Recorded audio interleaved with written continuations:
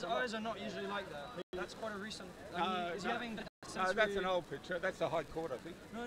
That's probably 2 years old. Oh, 3 years old. Fine, I got a mistake. Yeah, I saw a picture of him. How's his outside? Okay,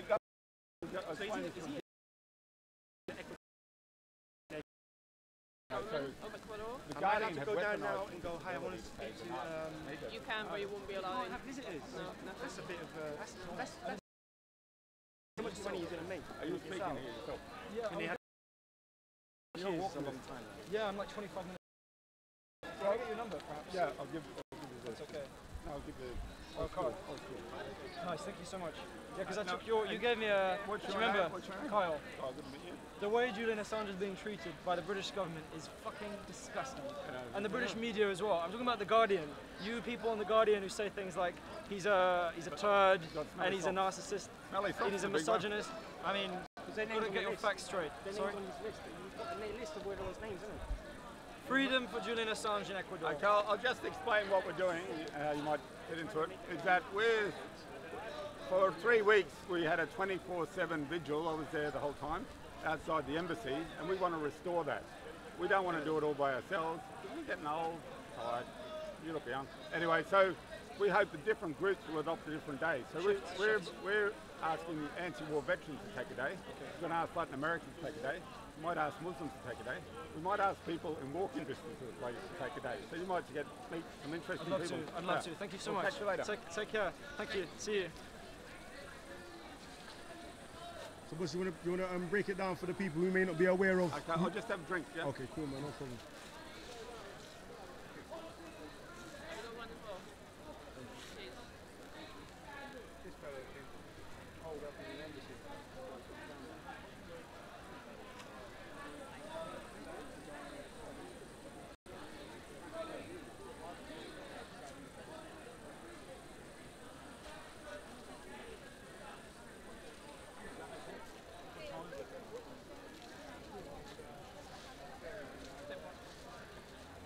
Rightio, mate. Yeah. Just for people who may not be aware of who Julian Assange is and what the case is. Okay, I'll try and be succinct. Okay, so my name's Cieran O'Reilly. I'm from a group called the Catholic Worker Movement. We live and work with the homeless and do anti-war activity. I'm a former prisoner of the United States. I served 13 months in jail for disabling a B-52 bomber with 2 other Americans and a Kiwi woman who's now a barrister for Maori Legal Aid. How did you do that? What? How did you do that? With a hammer. So there's a prophecy in the Old Testament, the book of Isaiah and Micah, that people will beat their swords into plowshares and their spears into pruning hooks and study war no more. So on this occasion we took that literally and we broke into a base. So my entry point with Julian is that he's a prisoner of the United States and I'm a former prisoner and possibly a future prisoner of the United States. So it's not about him as a personality, it's about the position he's in at the moment. I'm not very techie. My idea of communicating is holding a placard in the street and talking to strangers. Now he is a techie genius, right? At 17, he released a worm in the Pentagon computer system. There's a film called Underground and a book about called Underground about that disabled the Pentagon's computers. This is before the World Wide Web, 1990. A few years later, he was charged with 37 offences because of that act. He had his first child when he was 17, and he raised that child. That's what he was doing from about 17 to 30. He never graduated from university, and he's probably on the Asperger's spectrum, okay? And that's a broad spectrum, and he's obviously very high functioning when it comes to issues of technology. But he's got a very good political analysis. So Julian, in 2010, Julian started WikiLeaks in 2006, that's 12 years ago around this time. Half that time of WikiLeaks, he's been in a situation of sensory deprivation, where there's no change in heat or his eyes cannot see more than 5 meters. So I've been in jail 2 years. I've probably spent about 6 weeks in sensory deprivation, and you soon lose a sense of relativity and time. So it is a torture. As a Christian, it's a slow motion crucifixion. It's an attack on his physical health. He can't go to the doctors, got a frozen shoulder, dental problems, eye problems, and it's an attack on his mental health. Are you aware of his current state? for 6 months now, I came over here for a football game from Dublin. Australia was playing Colombia. Now what happened the day before that was the US Southern Command, military command of South America, had a meeting in Quito with the new president. The old president, Correa, had invited Julian into the embassy. The embassy was a sanctuary. Now with the new president, who's invited the American military back, that the previous one expelled, and has accepted $500 million since turning off the United States, since turning off the internet, the embassy has become a trap, went from a sanctuary to a trap. So Julian has become increasingly invisible. Before this point, he could give lectures over Skype, he could have interviews with the media, he could have visitors. He has been spied on within the embassy. There was a Spanish security company, and they released footage on the internet and elsewhere of myself, of Julian, of the visiting list. So here, even in this small, it's only 5 rooms. So you've got Harrods, it's owned by the royal family of Qatar. The next building is only Qatari royal family in that, I think. And the 2 embassies are on the ground floor. It's 5 rooms each, Colombia and Ecuador. Then you have what used to be a Crown Court, and that's owned by the royal family of Qatar as well. And a friend of mine in Dublin, he was sentenced to 6 months in jail back in the 70s there, from that court for squatting and resisting the police when they came in to squat.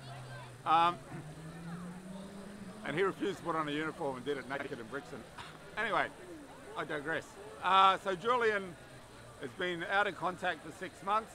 We did a 24/7 vigil in August, and then we started collecting names like Martin Sheen, the actor, and priests and bishops and stuff, and other people, non-Catholics, in a plea to the Pope, asking the Pope to non-violently intervene and accompany Julian Assange to a place of safety. The Pope was coming to Dublin, so we went and we were 24/7 outside the GPO. The GPO, the General Post Office, is significant in Irish history. That's where the modern Irish state starts, when the IRA occupied that in 1916 during World War I. And so it's a very significant place. So we're there, and then we hand-delivered the letter to the Pope through a guy, formerly homeless guy, who was going to a homeless centre where the Pope spent an hour and a half. So the Pope then dispatched his bodyguard, I assume Swiss, back to the guy to take his name and address. So we're waiting to hear back. We understand the Pope's quite busy and quite elderly. But he's the first non-European Pope. He's the first Jesuit Pope. The intellectuals in the Catholic Church are the Jesuits and the Dominicans. It takes 7 years to become a Catholic priest. It takes 12 years to become a Jesuit priest. The Vatican has always been terrified by the Jesuits because they're so smart. Whether they're right-wing or left-wing, they're smart. They're sophisticated. Julian has been under constant attack and character assassination by the world's media, the mainstream media, especially by The Guardian. The Guardian undercut where support would have flowed to him from the liberal left in the United Kingdom. And some of the attacks, I taught high school for a couple of years, they don't even rate as high school bullying. This is kind of primary school bullying. That he's got smelly socks, that he's not a good guest. Why the Guardian attacking him? The Guardian, that's a good question. I thought, these are 3 reasons I thought the Guardian attacked him. One is, Julian is an Australian hippie. His single mother hippie raised him, and he went to 37 schools because his mother earned a living for children by doing puppet shows in schools. It might sound a bit Spinal Tap, but so he moved around a lot. If you see a film called Underground, a movie with Tony LaPaglia, it's about Julian when he's 17. So The Guardian, I think, English people generally, middle-class English people, hopefully present company accepted, find Australians obnoxious and abrupt because we don't take bullshit. The first time I met Julian... Guardian don't like him because he's Australian. Yeah, well, Australians... Did he do anything to them? Like? I tell you what, and this is by a Conservative Prime Minister, Malcolm Fraser. There was a coup in Australia. The Governor-General sacked our reformist government in 1975. Now, Malcolm Fraser took his job. Now, Malcolm Fraser always had good connections with Africa. Now, why is that? Because the British elite at Oxford, where he went to school, treated him like shit, right? So he used to hang out with the Africans. And so also, if you see a documentary on the internet called the Mayfair Club, now the Mayfair Club was where the founder of the British SAS recruited mercenaries financed by Saudi Arabia to drive Nasser out of Yemen back in the 50s. Now the Mayfair Club were going out of business because they had too much kind of British racism about them. And in the interview you get the guy who takes over the Mayfair Club from the Playboy Foundation, right? He comes in, he lets rich Arabs gamble and they make a fortune because the British are too racist to let these Arabs in. They got bankrupt. Now, what America is, it's a heresy, okay? Now what do I... No longer explaining why the Guardian wanted to attack Julian. Okay, sorry. So I think they find Australians obnoxious. So he becomes a rock star. He didn't jump through all the hoops the Guardian elite jumped through Oxford and Cambridge. He didn't graduate from university. He comes along and becomes a media rock star in 2010, front page of Time magazine. They're jealous of him, number one. Number two is they have a reputation for exploiting people. They exploited Julian Assange, made a lot of money out of it. The Hollywood movies made about them. They also exploited Edward Snowden. They used Edward Snowden in Hong Kong and abandoned him there. I was there the day outside the embassy when Julian and Sarah Harrison rescued Edward Snowden from Hong Kong. The only reason Edward Snowden is not in chains today is because of Julian Assange and Sarah Harrison. Assange bought 10 tickets out of Hong Kong. He rang up Sarah Harrison, who was in Australia at the time, got her to fly into Hong Kong, grabbed Snowden, got him on a plane, okay? The Guardian did nothing for Snowden. Two is a Guardian feature writer during Occupy in 2012 or 2013 at St Paul's Cathedral. I put that to him. He said it's more important than that. What journalists value is being the gatekeeper of secrets. Who gets to know, when they get to know, how much they get to know. WikiLeaks comes along with the primary data, throws it in the air and go, you work it out, okay? So they give you the footage from the American helicopter gunship as they murder 11 unarmed Arabs, 9 Iraqis and 2 Reuters journalists. And that footage, you have a family on the school run, pull up to try and save someone, and they give you that footage and the audio, because it's American military footage and audio, of them murdering the father and wounding the children. Where was that, in Iraq? Yeah, collateralmurder.org, it's still up there on the web.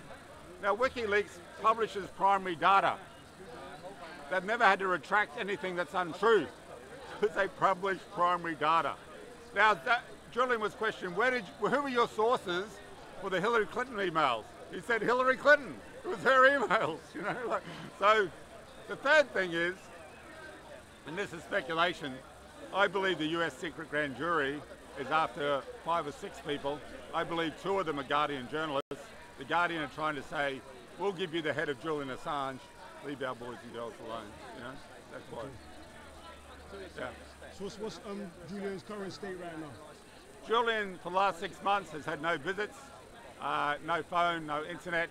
He's been in sensory deprivation for 6 years, no change in heat or cold, never seen more than 5 metres. So we're spending tonight there. We come here, we go to the embassy midday Sunday, and we come up here at 3 to 6 to speak. And some people we've met here are joining us on the vigil. We go back to the embassy at 6. We stay through the night till 12 midday. And then at the moment on Monday and Tuesday nights, we go at 10 p.m. and stay through the night. So we're the Night's Watch. If you ever watch Game of Thrones, we're the Night's Watch. So how many, or what different methods are you using to try and secure Julian's freedom? Okay, so just on that, for 3 weeks we did 24/7. We want 24/7 back. How we're going to do that is we can't do it ourselves, because I'm 58 now.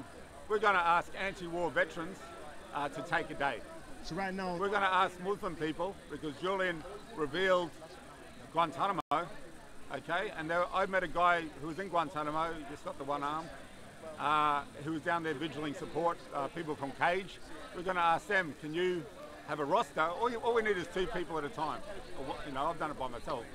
We just want a constant presence, so when Julian Assange looks out the window, he sees a friendly face, okay? And I think this is achievable. There's a young guy here who speaks, he lives walking distance to the embassy. We're going to get a group of people who live in walking distance to the embassy to take a day. So and is that a primary method that Julian Assange's. That's my party piece. I mean, he's got a legal team that has Gareth Pearce on it. She freed the Birmingham Six and the Guildford Four, Irish people who were framed. She got people out of Guantanamo, stopped people going to Guantanamo. So what's it look like now? What's in terms of what she's doing? I know it's a confusing thing because I'm working on a need-to-know basis. Okay. In a situation where there are known knowns, known unknowns, and unknown unknowns. I'm doing that on limited resources, so I don't know the whole picture. Yeah, I hope there's some secret plan that I'm not aware of. Because if you didn't come down, I probably wouldn't even have thought of Julian Assange again. So, okay. Like, I want to know if it's deliberate that... yeah, he's become invisible. He's 6 months, no one said... No, up to that point, it seemed... I was in Australia last year visiting my mother, and Julian was on TV in Australia. Now, that's not happening. Increasingly... How you doing? Increasingly invisible, yeah? So, you know, part of what we're doing is trying to keep invisible, you know? And you know, I spent 2 years in jail, and the first month I was in a isolated Texas prison. I was getting assaulted, spat at by both guards and prisoners. And what saved me was the amount of correspondence I got. After all the mail started coming in, people backed off. And so as a prisoner, the more solidarity you get, the safer it is. And I suspect the day they will move on Julian Assange will be like 9/11. When the Labor Party had an internal email that said, when they were in power, this is a good day for bad news. So if the price of cigarettes are going up, release it on that day. If you want to take Julian Assange, wait for the next Al-Qaeda attack, wait for an earthquake in central London, wait for a royal baby that will swamp the media and get Assange out when there's no media coverage. Cool, peace. What's your name, bro? What's that? What's your name? I'll give you my card, yeah? No, for the viewers. Yeah, it's an Irish name. It means small dark one. It's Cieran. Small dark one. Yeah, which I'm neither. Cieran O'Reilly. What's your name? Leon. Neil? Leon. L-E-O-N. I'm good, deaf. Leon. Okay. Good to meet you. You too, man. Yep. Catch you later. That's the fire. Are you saying you don't want some Raj now yet? Is this what the people want? This is what the people want. You want the hat team?